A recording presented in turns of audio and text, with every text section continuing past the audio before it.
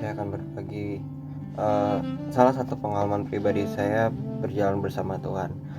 Mungkin bukan cuman salah satu, tapi ini yang pertama kali pengalaman pribadi saya bersama Tuhan.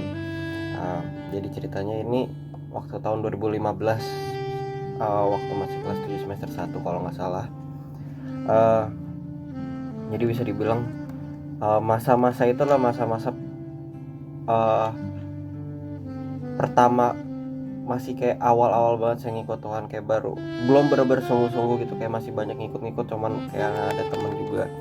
Nah, tahun 2015 ini sekitar semester 1 kelas 7 saya kena penyakit, bukan kena sih, kayak penyakit lama saya kambuh. Sebenarnya penyakit ini udah ada sejak saya kecil, sejak baru lahir. Leher saya ini kelenjar getah beningnya bengkak dari lahir, itu kayak isinya cairan apa nggak tahu. Nah, jadi sekarang ini tiba-tiba kambuh lagi. Waktu tahun 2015 itu kambuh, kayak tiba-tiba bengkak dan gede banget, sampai gede. Di situ akhirnya orang tua mutusin untuk bawa saya ke dokter yang waktu saya masih kecil itu ngebedah leher saya. Nah, di situ kayak dokternya nggak tahu juga itu tuh apa. Dokter biasa bilang bisa itu tumor, bisa itu cairan, nggak tahu. Terus dikasih obat, singkat cerita terus tiap kali, beberapa kali ketemu dikasih obat karena nggak pembekakannya tetap ada dan kempesnya tuh nggak signifikan. Jadi dokter tuh nggak terakhir kali dokter tuh udah kasih, yang terakhir ini dokter kasih obat dengan dosis yang paling kencang untuk penyakit saya.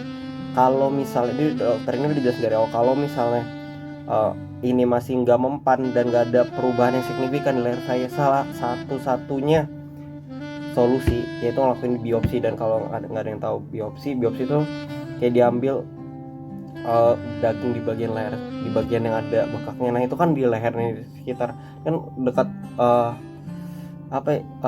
dekat urat nadi kan di sini, yang di leher ya. Nah, itu di situ saya juga takut gitu, cuman saya berdoa kalau misalnya mau bisa baru lewat obatnya udah terus sekitar 1-2 minggu kemudian suruh check up lagi kan. Terus check up ternyata jadi nggak kempes dan nggak ada kempes sedikit, cuman nggak signifikan gitu perubahan. Jadi kayak dokter saranin udah kayak satu-satunya cara itu lakuin biopsi. Dan di situ gue takut banget, bener-bener takut, kayak gue nggak mau mati, gue belum mau mati gitu. Gue takut ntar kalau kenapa-napa bisa gampang gue kelar gitu, hidup gue udah kelar. Jadi gue bener takut, tapi kayak dokter udah jadwal kalau misalnya fix mau minggu depannya gitu ngelakuin biopsi. Nah, di sini orang tua saya masih mempertimbangkan dulu untuk ngelakuin biopsi ini karena selain jauh juga dan mahal juga kan biayanya. Tentunya saya takut.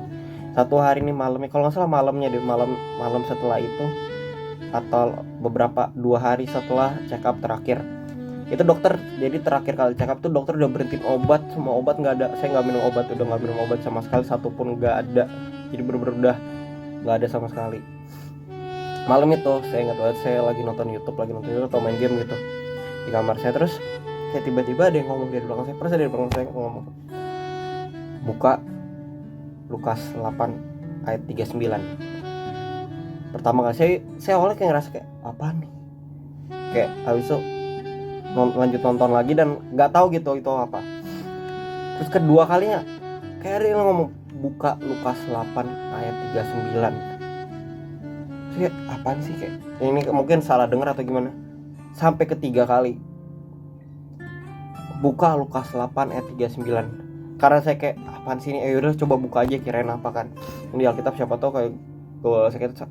Terus isi ayatnya, kamu kan sembuh, kamu akan menerima kesembuhan apa segala macam. Nah, di sini pas saya buka ayat 39, Lukas 8 ayat 39 ini isinya adalah pulanglah ke rumahmu dan ceritakanlah segala sesuatu yang telah diperbuat Allah atasmu. Orang itu pun pergi mengelilingi seluruh kota dan memberitahukan segala apa yang telah diperbuat Yesus atas dirinya. Di situ gue pribadi bingung, dimana kayak maksudnya apa sih disuruh pergi, masa disuruh pergi keluar gitu, biar pergi keluar, kayak gue sakit nih gini ya kali. Di situ gue nggak ngerti. And then this where the things happen gitu. Kayak di sini gue udah nggak minum obat, saya udah nggak minum obat sama sekali, udah nggak ada obat, satu pil pun yang saya minum udah nggak ada. Terus yang saya lakuin 1 hari setelah itu, saya udah nggak kenapa 1 hari, tiba-tiba besoknya kok kempes pas saya lihat di kaca, kok makin kecil leher saya. Terus 2 hari kemudian sampai hari ketiga, selama 3 hari itu bener-bener hilang total, nggak ada satu benjolan pun sedikit pun nggak ada. Padahal udah nggak minum obat. Orang tua saya senang banget karena kayak puji Tuhan gini. Kayak di detik itu gue baru sadar kayak, oh ya ayat yang waktu itu yang Lukas 8 ayat 39 gue buka lagi. Pas gue ingat kayak, aku kan di situ aku kayak,